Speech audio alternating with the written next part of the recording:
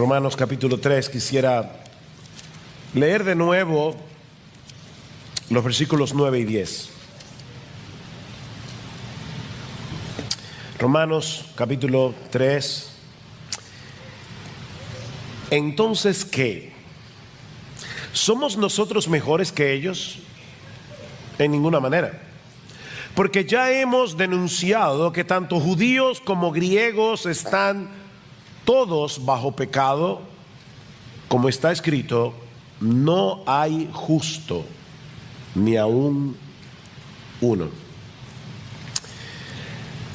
En esas películas cuya trama gira en torno a un juicio, ya sea una demanda civil, ya sea alguien que está siendo juzgado por homicidio, una de las partes más emocionantes es el alegato final, cuando la defensa o la fiscalía están tratando de demostrar que la persona que está siendo juzgada es culpable o es inocente. Bueno, el pasaje que nosotros vamos a considerar en la mañana de hoy es algo así como el alegato final de la fiscalía.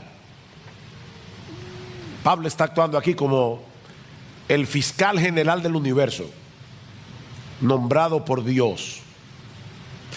Y él está tratando de probar el problema o de demostrar el problema que toda la raza humana tiene delante de Dios, con la justicia de Dios. Pablo comienza su alegato, si ustedes recuerdan, enfocando la condición del mundo pagano en sentido general, Romanos 1:18 hasta el final. Luego se enfoca en las personas decentes y moralistas, Romanos 2:1 al 16, para terminar en los judíos, el pueblo escogido por Dios en el antiguo pacto. Y su conclusión es la misma en todos los casos: culpables, culpables, culpables. No existe una sola persona en el mundo que pueda presentarse delante del tribunal de Dios y ser hallada inocente. Todos somos culpables, todos somos merecedores del infierno, porque todos hemos violado la ley de Dios en incontables ocasiones. Mis hermanos, el cuadro que Pablo nos presenta en este pasaje no es nada agradable. Y de hecho puede resultar muy ofensivo para ciertas personas. Todos aquí sabemos que no somos perfectos. Eso lo sabemos. Tenemos debilidades aquí o allá. Pero lo que Pablo nos dice en este pasaje es que nosotros no tenemos ni idea de lo malo que somos. Y eso es lo que el hombre no soporta. No tenemos ni idea. Pablo está tratando de destruir, en este último alegato final, Pablo está tratando de destruir hasta el último vestigio de confianza que nosotros podamos tener en nosotros mismos, porque de lo contrario no estamos preparados para recibir el evangelio que él va a comenzar a desplegar a partir del versículo 21 de Romanos capítulo 3. Alguien ha dicho que en esta porción de la carta a los romanos, Pablo está siendo despiadadamente cruel con el propósito de ser inmensamente bondadoso. Pablo está tratando de ser despiadadamente cruel con el propósito de ser inmensamente bondadoso. Y de paso, mis hermanos, este es un pasaje que nos brinda un excelente ejemplo de lo que significa evangelizar. No le digas a un pecador: ven a Cristo, si él no entiende por qué necesita desesperadamente venir a él. Pablo no comienza su presentación diciendo: acepta a Jesús en tu corazón y tendrás paz. De paso, esa frase no aparece en todo el Nuevo Testamento: acepta a Jesús en tu corazón. No, la Biblia dice arrepiéntete y cree. Arrepiéntete. No acepta a Jesús en tu corazón. Eso no significa nada. Pero ¿cómo yo le voy a decir al pecador, ven, arrepiéntete, cree, si él no entiende por qué? ¿Por qué necesitamos desesperadamente la salvación que solo se encuentra en Jesús? Acabamos de cantar, mi esperanza está en Jesús, no en nadie más. Bueno, eso es lo que Pablo nos va a mostrar en este último alegato de la fiscalía. Y el tribunal, el jurado aquí, ¿saben quién es? Nosotros en República Dominicana no tenemos ese tipo de juicio que vemos en las películas, donde hay un grupo de jurados escogidos por la fiscalía y la defensa y ellos son los que van a dar el veredicto. No, el alegato final de Pablo aquí es frente al tribunal de tu conciencia. Él quiere que tú sientas el peso de tu pecado en tu conciencia. Este alegato final está dividido, o podemos dividirlo en tres partes. La primera parte son precisamente los versículos 9 y 10 que acabamos de leer, y ahí encontramos dos declaraciones generales de la condición del hombre frente a Dios. Vean el versículo 9 una vez más. Entonces, ¿qué? Dice Pablo, ¿somos nosotros los judíos mejores que ellos, los gentiles? De ninguna manera, porque ya hemos denunciado que tanto judíos como griegos están todos bajo pecado. Todos están bajo pecado. Noten que allí no dice simplemente que todos cometemos pecados, como si se tratara de algo incidental en nuestras vidas. Nosotros, los pecadores, creemos que somos gente buena, que a veces hacemos cosas malas. No. Lo que la Biblia dice es que nosotros somos malos, que a veces hacemos cosas buenas por la gracia común de Dios. El problema no es que nosotros a veces pecamos como algo incidental. Pablo dice aquí que la condición natural del hombre, sin excepción, es que todos están bajo pecado. Bajo pecado, sometidos a la esclavitud del pecado. Y el pecado está siendo aquí personalizado por el apóstol Pablo. Es como si Pablo estuviera diciendo, mira quién es tu rey. Pablo es un tirano, el pecado. El pecado es un tirano. El pecado es un dictador que gobierna al hombre a su antojo hasta que Cristo nos liberta con el poder del evangelio. Amén. Por supuesto, tú le dices eso a un incrédulo y él jamás podrá verse a sí mismo de esa manera. Y la razón es que el pecado actúa a través de nuestra voluntad. O sea, cada vez que tú haces algo, estás haciendo lo que tú quieres hacer. Y como tú estás haciendo lo que tú quieres hacer, eso te da la sensación de que eres una persona libre. Estás haciendo lo que quieres hacer. Pero la realidad es que estamos tan infectados por el pecado que todo lo que hacemos en nuestro estado natural está regido por algún principio pecaminoso. El pecado es nuestro hábitat, el pecado es nuestra ciudadanía espiritual. Y es interesante notar que Pablo se incluye a sí mismo en este pasaje. ¿Notaron eso? En el versículo 9, Pablo dice, somos nosotros mejores que ellos en ninguna manera, porque ya hemos denunciado que tanto judíos, es decir, dice Pablo, yo mismo, como gentiles, están todos bajo pecado.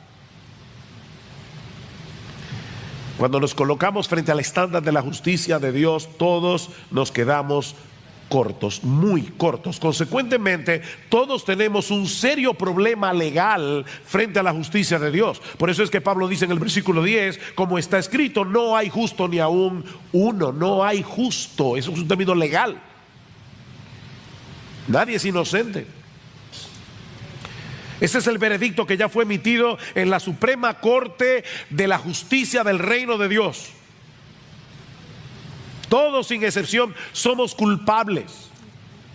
En el mundo entero no hay una sola persona que pueda ser considerada justa según el estándar de Dios. Es por eso que Pablo usa un lenguaje tan universalista en este texto.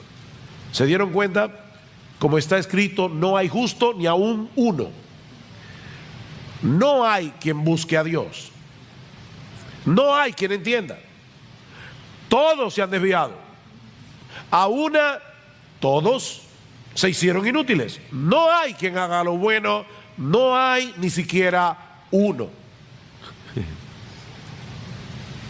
Y tú no eres la excepción. Nadie es justo. Ahora, puede ser que tú no te percibas de esa manera porque te comparas con otras personas y tú ves que eres mejor que otros en algunos aspectos. Definitivamente, casi seguro que tú eres mejor que Hitler o Trujillo o Mussolini. Claro que sí. El problema es, mi amigo, que nosotros no seremos juzgados en comparación con otras personas. Nosotros seremos juzgados según el patrón de Dios. Nosotros seremos juzgados en relación con Dios. Ustedes recuerdan el primer mandamiento que citamos la semana pasada: amarás al Señor tu Dios con todo tu corazón, con toda tu alma, con toda tu mente, con todas tus fuerzas. Y dice el Señor Jesucristo, y el segundo es semejante a este: amarás a tu prójimo como a ti mismo.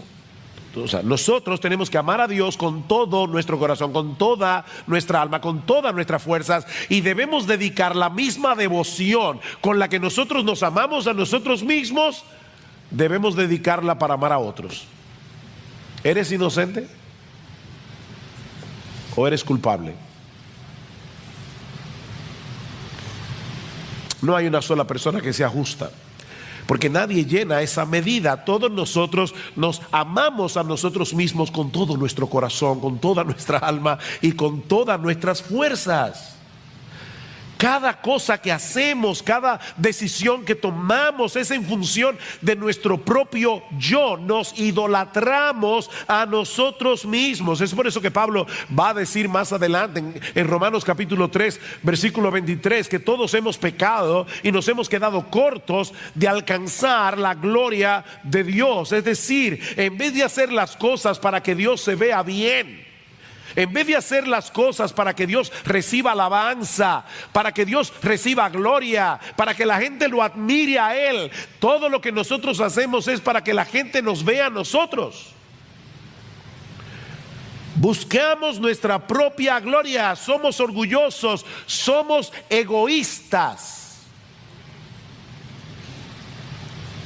Sí, es posible que algunas personas luzcan mejor que otras, y nos parezca que no sean tan malas como las que Pablo está describiendo aquí. Pero ¿sabes qué, mi amigo y miembro de Iglesia Bíblica del Señor Jesucristo? En nuestro estado natural nosotros somos 1000 veces peores de lo que nosotros creemos.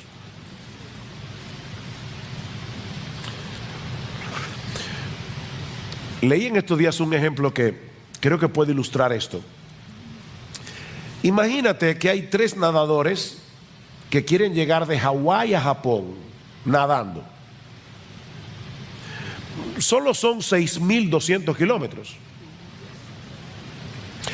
El primer nadador no sabe nadar. Se tira al agua y a los 5 minutos se hunde y se ahoga. El segundo nadador es un poco más experto, así que se puede nadar en mar abierto 60 metros, pero ¿qué va? Se hunde y se ahoga. El nadador profesional se ha preparado para el asunto, lleva ya 50 kilómetros nadando, a los 60 ya está bien agotado, a los 70 kilómetros se hunde y se ahoga. La pregunta es, ¿hay alguno de los 3 que esté más ahogado que los otros?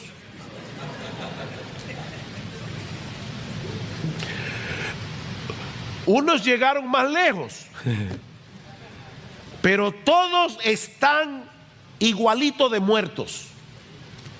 Eso es lo que Pablo está diciendo aquí. Todos estamos en la misma condición. No importa, mi amigo, cuán religioso tú seas, no importa cuál sea el nivel de moralidad y de decencia que tú hayas alcanzado en la vida, no importa si tú eres miembro del Club de los Leones o del Club de los Rotarios. Todos nos encontramos bajo el dominio del pecado. Todos somos culpables en el tribunal de Dios. Ahora, ¿cómo luce eso en la práctica? ¿Qué produce esa condición en nosotros? Bueno, Pablo va a explicarnos ahora algunas de las características de los pecadores, precisamente porque estamos bajo pecado.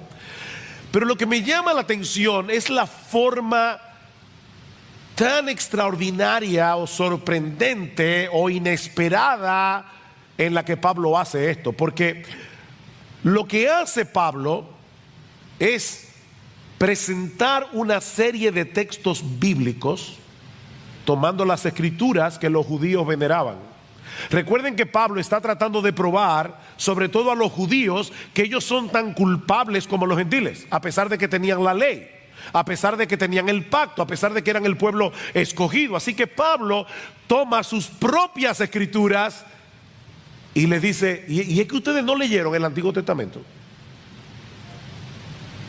Ustedes leen todos los textos que yo les voy a citar, ustedes los conocen, pero tienen un velo, ustedes tienen un prejuicio, están tan llenos de ustedes mismos que no pueden interpretar correctamente la Biblia, a pesar de que la veneran. Y lo primero que Pablo nos dice aquí, son 6 cosas que Pablo menciona. La primera es que precisamente por el hecho de que todos estamos bajo pecado, el pecado ha distorsionado nuestra capacidad de razonamiento. Versículo 11. No hay quien entienda. No hay justo ni aún uno, pero tampoco hay quien entienda.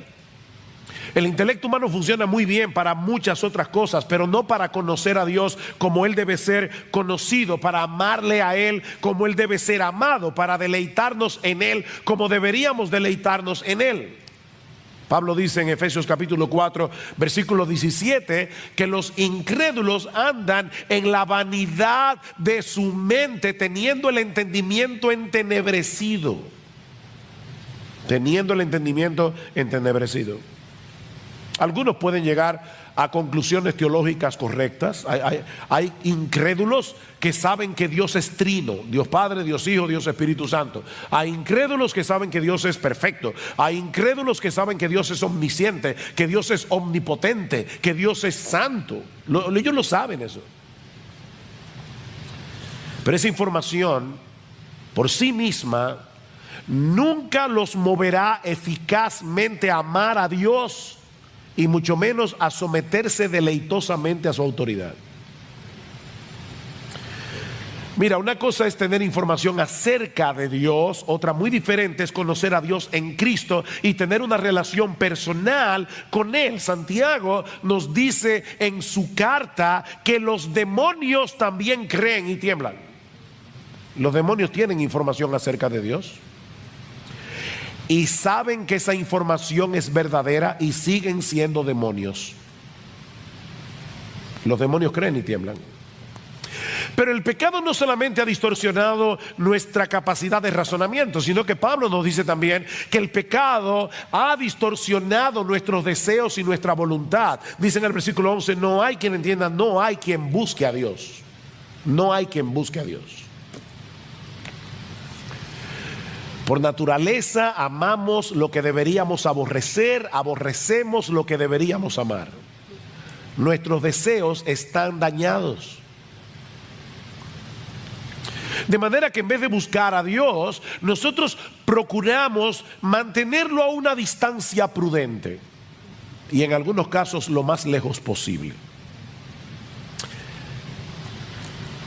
Miren mis hermanos, a menos que Dios haga una obra en nuestro corazón transformando nuestra personalidad desde su misma raíz, ninguno de nosotros se inclinaría naturalmente hacia Él. El pecado afectó nuestros deseos, el pecado afectó nuestra voluntad, amamos lo que nos daña y queremos mantener lejos de nosotros la fuente de todo bien. No hay quien busque a Dios. Para ponerlo en el lenguaje de Pablo en Romanos, todos nosotros increíblemente nos protegemos de la gloria de Dios. Nos protegemos de la gloria de Dios porque no queremos que Él destruya nuestra gloria. No queremos eso. No somos capaces de entender que Dios está comprometido. Escuche esta frase. Dios está comprometido a glorificarse haciéndonos bien. Él busca su gloria no porque es un Dios egoísta, sino porque es un Dios bueno. Porque Él se glorifica haciéndonos bien. Increíble. Una de las formas más sutiles en que el hombre se autoprotege de la gloria de Dios es a través de la religión.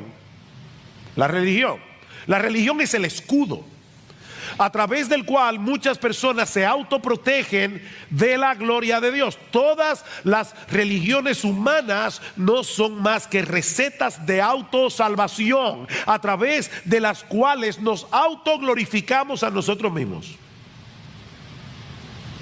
Todas las religiones te dicen ¿qué tú tienes que hacer para ganar el favor de Dios? Y al final de cuentas, la salvación está en las manos del hombre, no en las manos de Dios. Y es lamentable, hermanos, porque muchas iglesias evangélicas tienen una teología defectuosa que los lleva a pensar que todavía hay algo en el hombre que lo puede mover a buscar a Dios, de tal manera que la decisión final no está en las manos de Dios, sino en las manos del hombre. No. Lo que el cristianismo te dice, y solo el cristianismo dice eso, es exclusivo en ese sentido, es que estamos tan dañados que nunca podremos alcanzar el favor de Dios en nuestras propias fuerzas. Eso es imposible. La salvación es de Dios, de principio a fin. ¿Saben lo que hace el cristianismo? Destruir nuestra gloria para darle la gloria únicamente a Él. Mas por obra suya, dice Pablo en 1 Corintios, mas por obra suya estáis vosotros en Cristo Jesús. Si no hubiera sido por la obra de Dios, no estaríamos en Cristo Jesús, el cual se hizo para nosotros sabiduría de Dios y justificación y santificación y redención, para que tal como está escrito, el que se gloría, que se gloríe en el Señor. No hay gloria humana. Por supuesto, si nuestros deseos, si nuestro entendimiento y nuestros deseos han sido afectados por el pecado, eso afectará también nuestro comportamiento. Vean el versículo 12. Todos se han desviado, a una se hicieron inútiles. No hay quien haga lo bueno, no hay ni siquiera uno. Bueno, pastor, yo lo iba siguiendo en el mensaje y estaba de acuerdo. Ahora sí que no. ¿Usted va a negar que hay personas en el mundo, incluso personas que no son cristianas, que hacen cosas buenas? Sí, es verdad. Por el simple hecho de haber sido creados a la imagen de Dios, el hombre tiene inclinaciones hacia cosas que son buenas en sí mismas. No hay que ser cristiano para ser un padre que ama a sus hijos. Hay esposos no cristianos que nunca le han sido infieles a sus esposas. Hombres fieles. Hay hombres que son honestos en sus negocios. Incrédulos que son honestos en sus negocios. Se dedican a causas humanitarias y muchas cosas más. Pero cuando la Biblia habla de buenas obras, no se refiere únicamente a las cosas que hacemos, sino a las cosas que hacemos según el estándar de Dios y buscando la gloria de Dios. Ahí es que la cosa se pone difícil. Ok, déjame ponértelo de esta manera. Tú estás en la 27 de febrero, hay una viejita que quiere cruzar al otro lado. Así que tú ayudas a la viejita, la tomas del brazo y la vas cuidando de los carros y la llevas sana y salva al otro lado. Pregunta, ¿es esa una buena obra? ¿Sí o no? Ok. Algunos dijeron sí, yo digo depende. Depende. ¿Qué tal si tú estás ayudando a la viejita a cruzar al otro lado de la calle porque está más oscuro y quieres robarle la cartera? ¿O qué tal si tú estás ayudando a la viejita porque tú quieres que la gente te vea y te admire y piense bien de ti? ¿O qué tal si tú estás ayudando a la viejita porque tú crees que al hacerlo de alguna manera te estás ganando el favor de Dios? Vas a hacer una transacción con Dios. Yo sé que yo pequé ahorita, hice lo que no debía hacer, pero ahora ayudé a la viejita. Entonces, compensa. ¿Se dan cuenta, mis hermanos? Una buena obra no se puede definir por la obra en sí. La motivación lo cambia todo. La motivación lo cambia todo. Si tú no hiciste lo que hiciste para la gloria de Dios, ya no es una buena obra. Dice el Señor en Mateo capítulo 5, versículo 16: así alumbre vuestra luz delante de los hombres, para que vean vuestras buenas obras y glorifiquen a vuestro Padre que está en los cielos.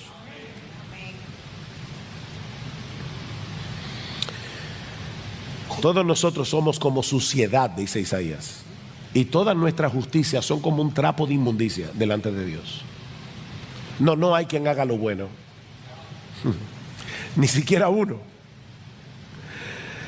El pecado ha dañado nuestra capacidad de razonamiento, el pecado ha dañado nuestros deseos y nuestra voluntad, el pecado ha dañado nuestro comportamiento y por supuesto el pecado también ha dañado nuestro hablar. Nuestro hablar. Vean lo que dice el versículo 13: sepulcro abierto es su garganta, engañan de continuo con su lengua, veneno de áspid o de serpiente hay bajo sus labios, llena está su boca de maldición y de amargura. La Biblia dice que de la abundancia del corazón habla la boca. Si tú llenas un vaso de agua hasta rebosar, no va a salir jugo de naranja, va a salir agua.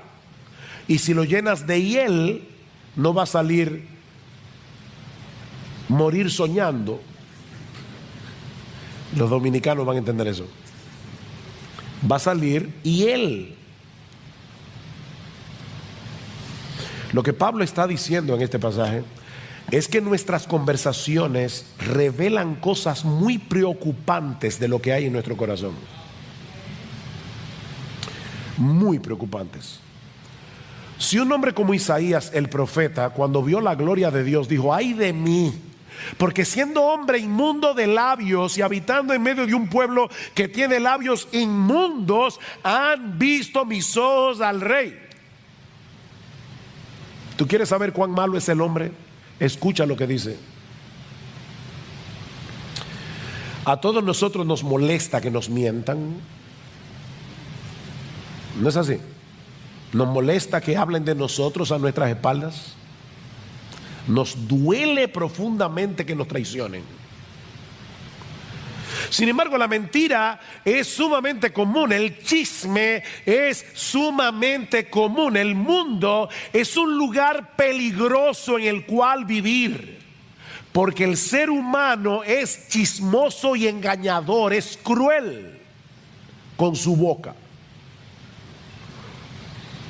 En el momento en que tú menos te lo esperas, te enteras de que alguien en quien tú confiabas ha estado hablando mal de ti. Y eso sí duele.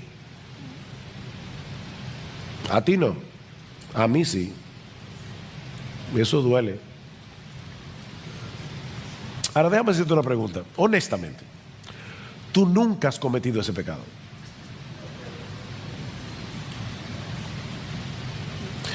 Yo no lo voy a hacer, pero me encantaría decir, levanta tu mano. Entonces, ¿tú nunca has hablado mal de nadie a su espalda? Nunca. No. Bueno, por lo menos, si tú crees que no, estás cometiendo el otro pecado. Eres un mentiroso.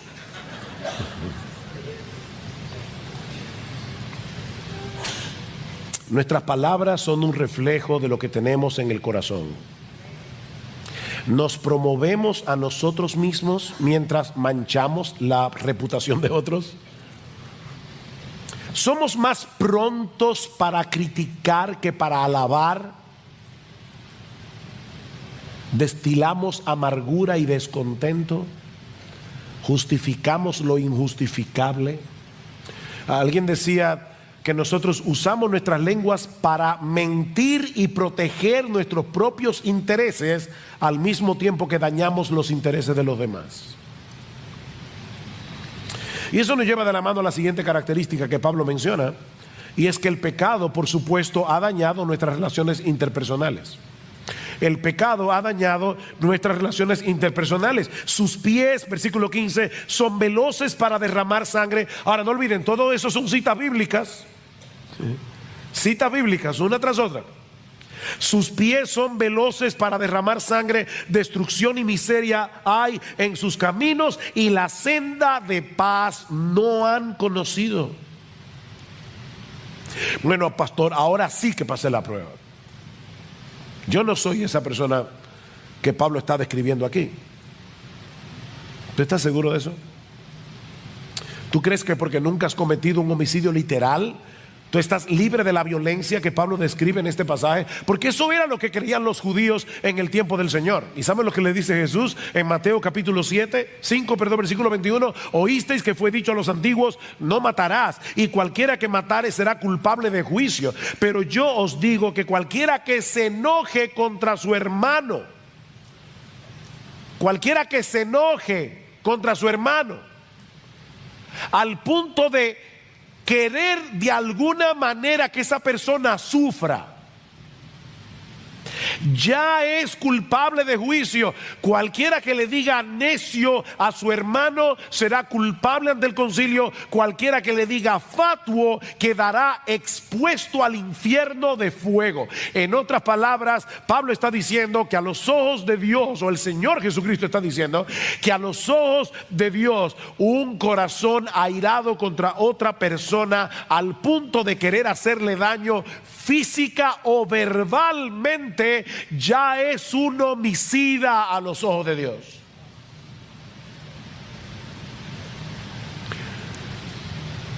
Puede que no le pongas un dedo encima, pero tan pronto comenzamos a usar expresiones hirientes, irónicas, denigrantes, para descargar nuestra ira, para descargar nuestro enojo, ya somos culpables de homicidio, dice Jesús.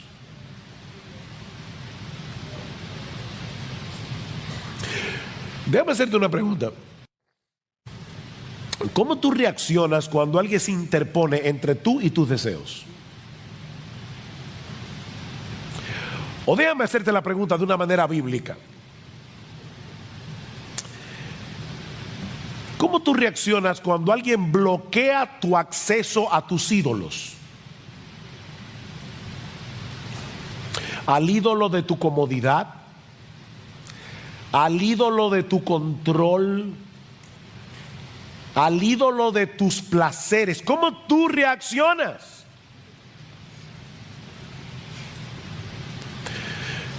Padres, el hecho de tener este entendimiento de la naturaleza humana será de vital importancia para la crianza de nuestros hijos. de vital importancia, a menos que veamos a nuestros hijos a la luz de lo que Pablo nos está diciendo en este pasaje. No vamos a entender muchas de sus reacciones cuando los estorbamos. No vamos a entender por qué nuestros hijos, lo mismo que nosotros, necesitamos desesperadamente el evangelio. Y de paso, eso también nos ayuda a entender por qué el proceso de santificación es tan difícil. Porque nosotros somos justificados en un instante cuando creemos en Jesús. Su justicia perfecta es puesta en nuestra cuenta, pero ahora tenemos que lidiar con nuestros hábitos pecaminosos que adquirimos en nuestra antigua vida. Nuestros pies quieren seguir corriendo hacia el mal, nuestra boca quiere seguir hablando lo que no debe hablar, nuestro corazón sigue inclinado por el pecado que mora en nosotros, al mal. Ahora, la parte más crítica de este diagnóstico es el hecho de que el pecado ha dañado nuestra relación con Dios. Versículo 18. No hay temor de Dios delante de sus ojos. No hay temor de Dios delante de sus ojos.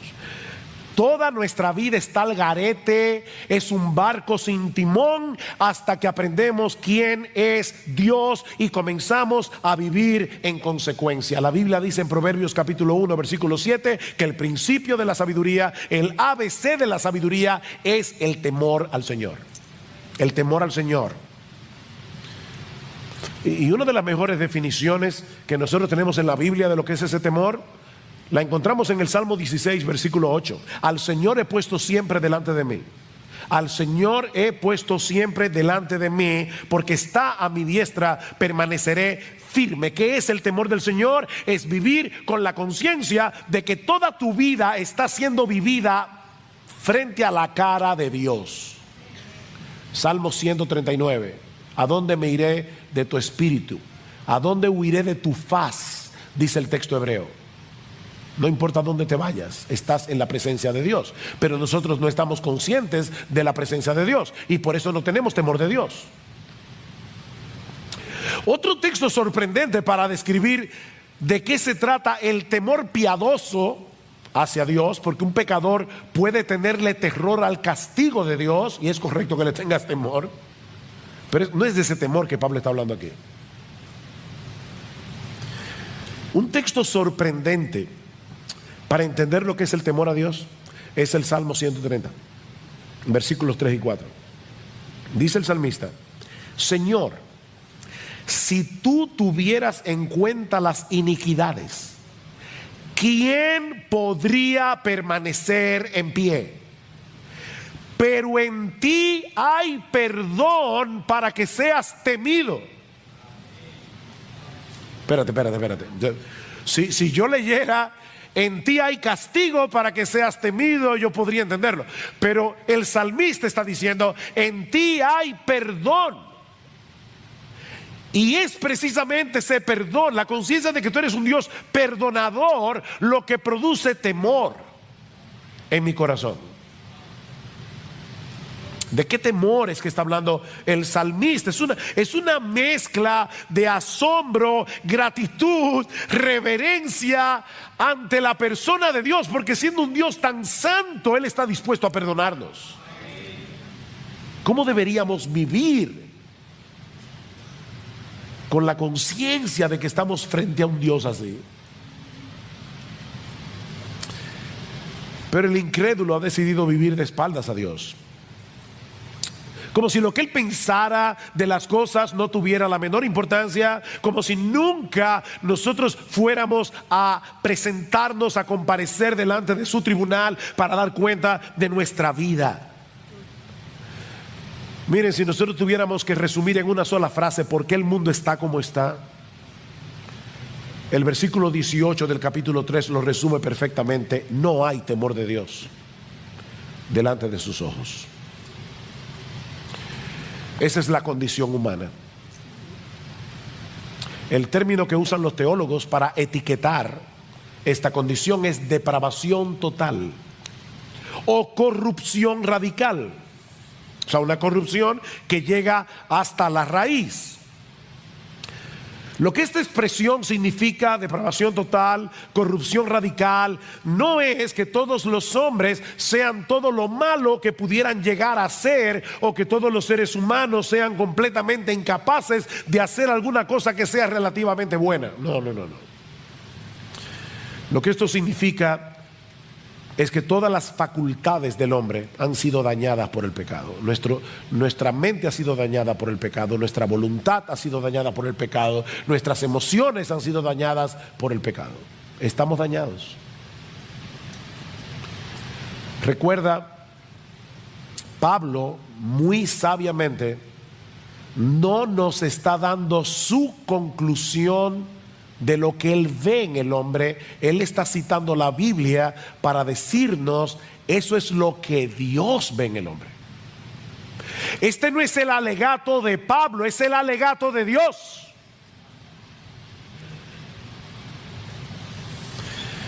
Ahora, noten cómo Pablo concluye este alegato. ¿A dónde es que Pablo quiere llegar? Versículo 19. Ahora bien, ahora habla Pablo. Sabemos que cuanto dice la ley, lo dice a los que están bajo la ley, para que toda boca se calle o se cierre, como dice la Reina Valera, y todo el mundo sea hecho responsable ante Dios. El propósito de estas palabras de Pablo es dejar al hombre sin excusas. Decía Martin Lloyd-Jones que nadie puede llegar a ser cristiano hasta que se calle la boca. Nadie puede llegar a ser cristiano hasta que se calle la boca, hasta que se quede sin argumentos para seguir defendiendo su supuesta autojusticia. Nadie será cristiano hasta que su boca se cierre.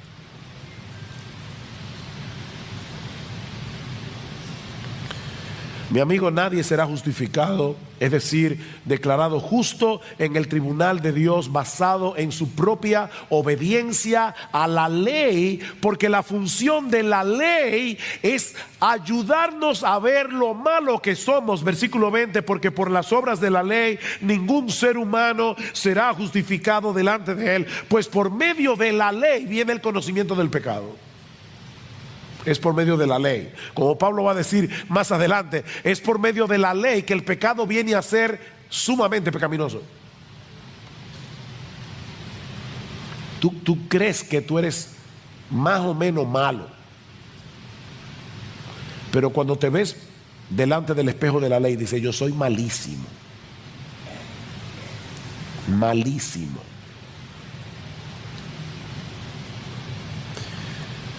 Pero es aquí precisamente donde brilla en todo su esplendor las dos palabras con las que Pablo introduce el versículo 21.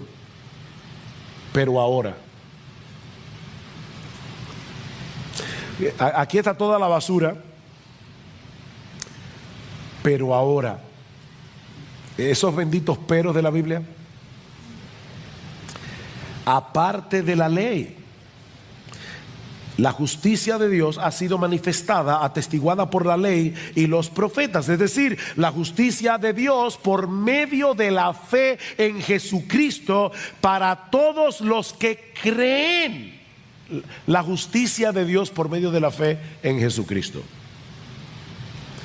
Hay uno solo que es completamente justo. Hay uno solo que entiende. Hay uno solo que guardó la ley de Dios de principio a fin. Hay uno solo que agradó a Dios el Padre a través de su obediencia desde la cuna hasta la tumba. Y ese único ser humano que ha hecho eso es Jesucristo, que es al mismo tiempo Dios. Ahora, noten algo importante, mis hermanos, y yo estoy acabando.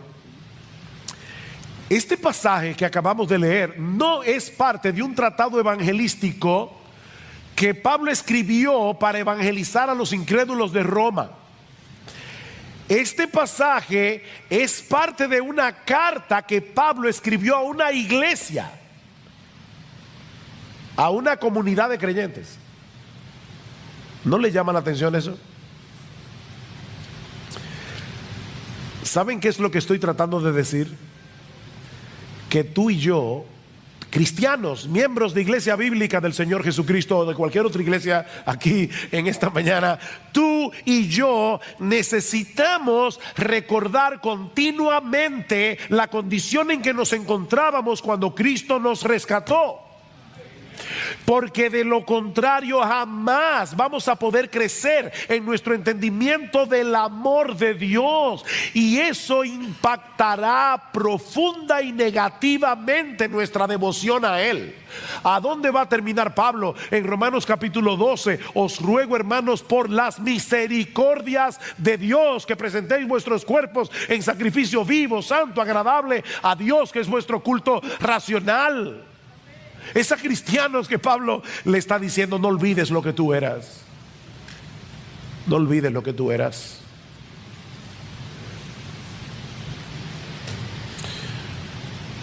Estaba oyendo esta semana a un gran predicador, Voddie Baucham,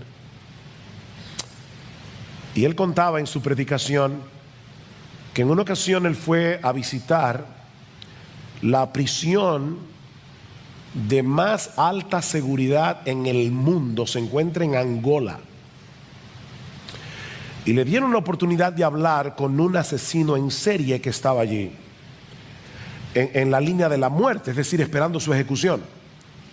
Este hombre se pasa 23 horas del día en su celda, no lo dejan salir 23 horas, solamente sale por 1 hora en una jaula, literalmente, para que pueda ver la luz del sol, y él puede caminar solamente dentro del espacio de su jaula por 1 hora, y luego vuelve 23 horas más a su celda. Y dice Voddie Baucham: cuando yo hablé con este hombre, lo que destilaba su corazón era increíble. Yo nunca había tenido una conversación tan perturbadora en mi vida como la que yo tuve con ese hombre. Y cuando salí de ese lugar me di cuenta de algo: tú puedes enjaular al pecador, pero no puedes erradicar su pecado.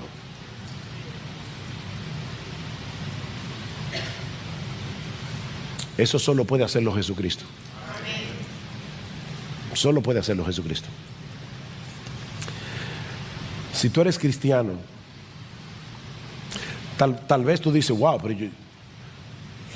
yo no llegué tan lejos,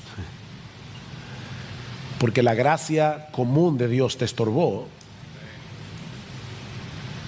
Pero tú y yo somos de la misma masa que ese hombre.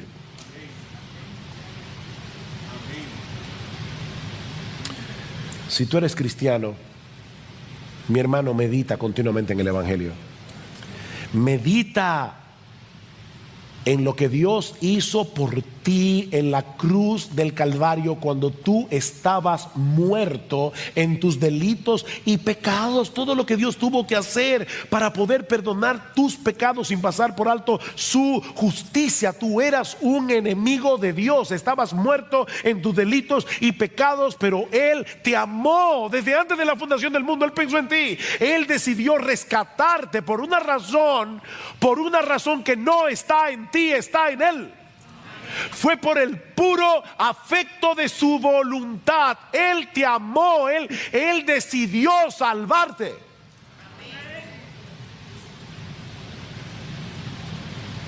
Mira, si tú no entiendes eso, no vas a poder crecer en humildad, no vas a poder crecer en tu devoción a Dios, no vas a poder tener una vida fructífera en el Evangelio. Porque así dijo el alto y sublime, el que habita la eternidad y cuyo nombre es el Santo: yo habito en la altura y la santidad, y con el quebrantado y humilde de espíritu, para hacer vivir el espíritu de los humildes y para vivificar el corazón de los quebrantados.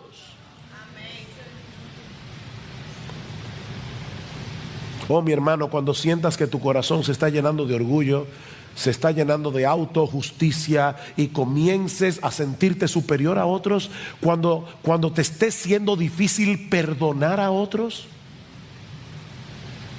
Ser paciente. O vuelve a considerar la doctrina de la depravación total. Recuerda lo que eras sin la gracia de Dios, no lo olvides.